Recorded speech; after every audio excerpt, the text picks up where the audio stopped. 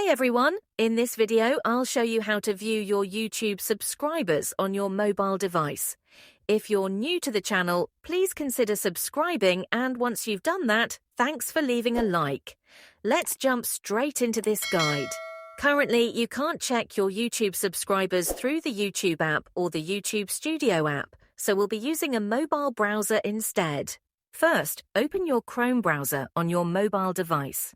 In the search bar, type YouTube Studio and hit Enter. Once the page loads, you might see a prompt to open the YouTube Studio app. Just ignore that. Instead, you'll want to request the desktop version of the site. Make sure you're on the right channel to check your subscribers. Once the YouTube Studio loads, make sure you're on the dashboard page. You might need to pinch and zoom to navigate the small interface. Look for the card labeled Recent Subscribers. Tap on See All to view the full list of your recent subscribers. Here you can see the date they subscribed and their subscriber count.